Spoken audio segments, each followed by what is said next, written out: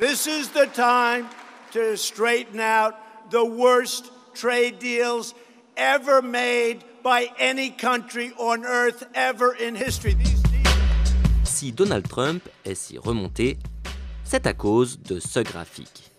Ça, c'est tout ce que vendent les Américains aux Chinois.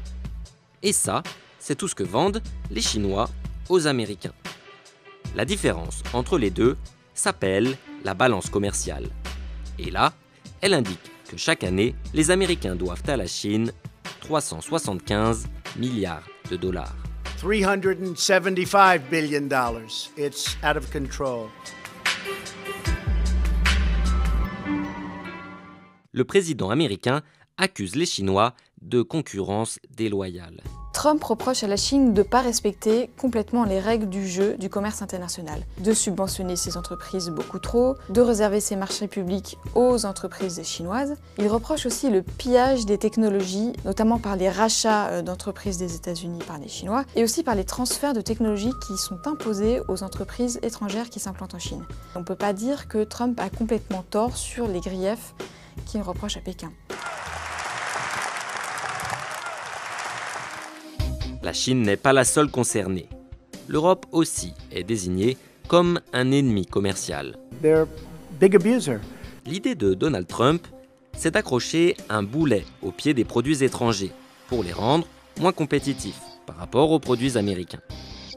Ce boulet, c'est une taxe qui est imposée pour entrer sur leur marché et qui les rend donc plus chers. Une forme de protectionnisme. Parmi les premiers produits touchés, les panneaux solaires, les machines à laver, puis l'acier, l'aluminium, les bulldozers, etc. Et le mouvement continue. Dans certains cas, le protectionnisme peut faire sens. Il permet par exemple de protéger une industrie naissante et grandissante de la concurrence extérieure et lui permettre de créer des emplois. En fait, c'est ce que font les Chinois. Ce qu'ils ont fait par exemple avec Alibaba, ils ont fermé leur pays aux concurrents, aux entreprises du type Amazon pour permettre à Alibaba de devenir un géant. Amazing. Imposer des taxes aux produits étrangers, ça peut donc sembler simple et efficace. Mais cette technique n'est pas sans risque, et elle peut même s'avérer contre-productive. D'abord, qui dit guerre commerciale dit adversaire. Et quand il y a des adversaires, ils peuvent répliquer.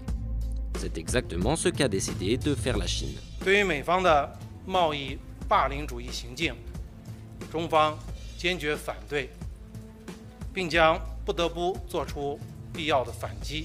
À son tour, la Chine a commencé à imposer des taxes sur les produits américains qui entrent sur son territoire. Le soja, le porc ou le coton. Not good. Not nice.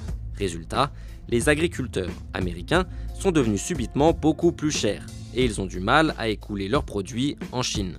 À tel point que Trump a été obligé de leur fournir une aide d'urgence de 12 milliards de dollars. They have backed me. I love the American farmer. Deuxièmement, il faut savoir que si on achète autant de produits étrangers, c'est souvent parce qu'ils sont moins chers. Les taxer, c'est les rendre plus chers. Et c'est finalement le portefeuille des consommateurs américains qui est touché. Exemple, Coca-Cola. L'entreprise achète en Chine une partie du métal de ses canettes. Elle a annoncé que ses coûts de production ont été alourdis par la politique de Trump. Et elle va donc augmenter le prix de ses sodas.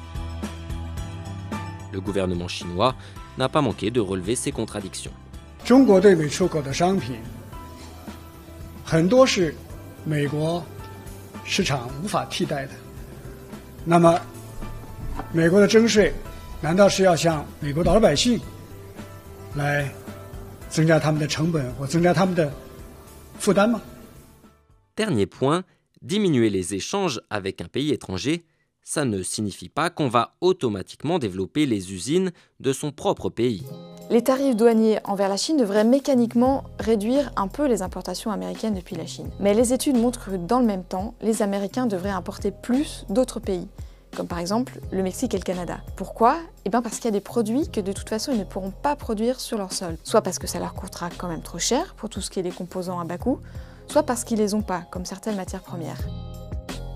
Et l'autre problème, c'est que les États-Unis ont déjà un taux de chômage extrêmement bas, à moins de 4%. Donc même s'ils arrivent à faire revenir des usines, ils auront un problème de main-d'œuvre, ils manqueront de bras.